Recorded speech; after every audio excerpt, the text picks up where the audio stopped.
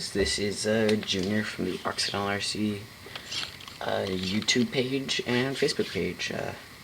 So I wanted to let you guys know what this was from our latest video, or now second latest video. This is what I'm going to call the Super Traxxas Slash, or the not so Super Traxxas Slash.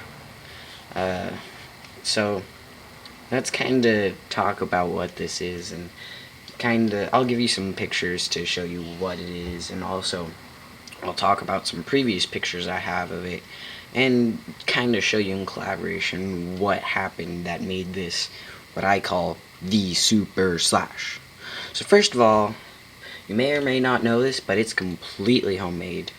Other than the electronics, the diffs and all that good stuff, the actual chassis itself is homemade.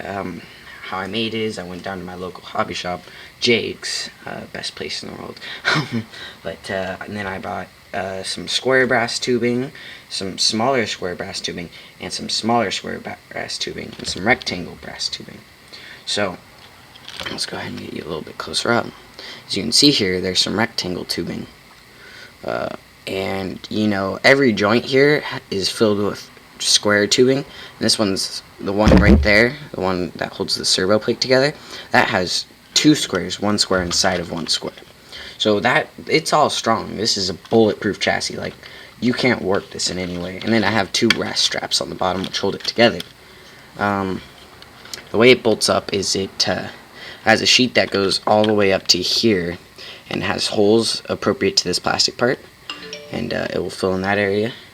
Does the same thing in the front, also avoiding the turnbuckles down in there.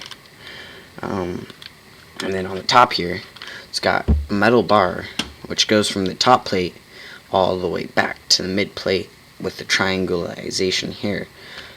And this is great. This is a very strong build.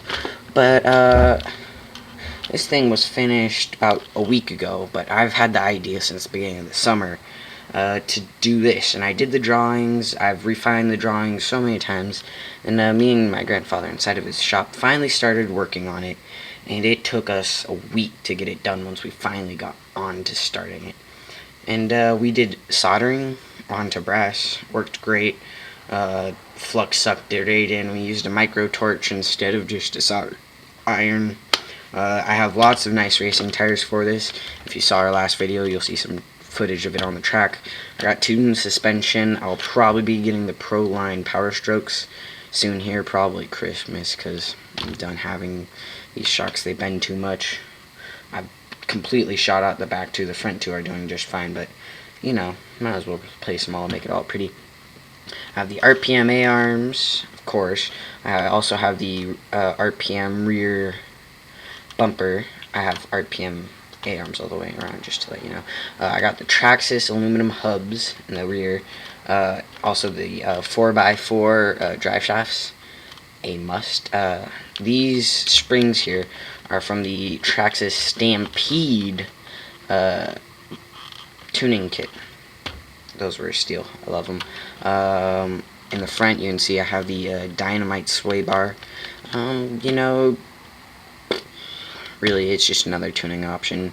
If you don't use it, you don't use it. You won't notice it once you do have it. That's kind of the big thing. I'm using the stock 27.5. Oh, my phone's getting blown up. Sorry, guys. I also have the Pro Line steering kit, so that's why I don't have a saver on here. I also am running the Fuse 3800 system. Oh my gosh, buy that instead of Traxxas's Valenion. Please do it for yourself. It runs cooler. It still takes 3 cells. There's higher KVs, there's lower KVs, and it also costs about $75 less than the Traxxas system. So please buy that. You know, you can probably order off my local hobby shop, JPH Racing, if you search them. Great deal. $100 for that whole system, and it was a steal. It's 3800 kV, and it smokes my Traxxas system.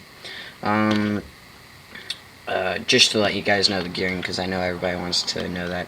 I believe I'm running 8819 right now. it changes around quite a bit.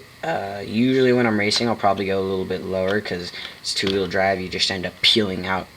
Also, a great thing about the fuse system is you can program your torque outputs, your speed, how quick your trigger works. So that's the big thing right there with this system specifically, just to let you know. Great for a two-wheel drive where you need the extra hookup. As you can see from the previous videos, the thing sticks. And if you look at my previous pictures, which I will put up in this area, as you can see that it's just completely different. It's still high center of gravity. I had the RPM bottom skid plates for a while. I also had the A-arms. It was the same as this, and I was keeping up with Exoterra buggies with it set up in its previous setup. So I can only imagine what it's like now. I haven't yet taken out racing. Done a lot of bashing, and I haven't really noticed it having high centering issues like I thought it may, but I have a car for that at CX-10. So yeah, any questions, go ahead and post them up like a player would, not post them up like an RC addict would. Also, go ahead and ask anything. If you want any ideas of making anything like this, go ahead and talk to me, and I can give you some serious advice, because there's a lot of things I learned about this. I'm also making a chassis for a friend based off of the original plastic chassis. I don't have that in here right now, but I will make sure to show you some pictures of that at the end of this video. And yeah, go ahead and I'll put a little bit of pretty pictures up, or build pictures if you would say, of this, and you guys can go ahead and check those out so you can see how the build was done.